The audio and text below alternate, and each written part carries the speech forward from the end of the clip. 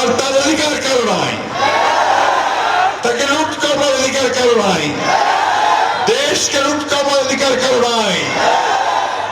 আমার প্রায় 700 নেতা কর্মী ভাইকে গুম করে দিয়েছে।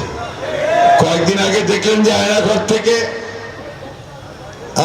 থেকে কয়েকজনকে বের করে আনলো, তাই না?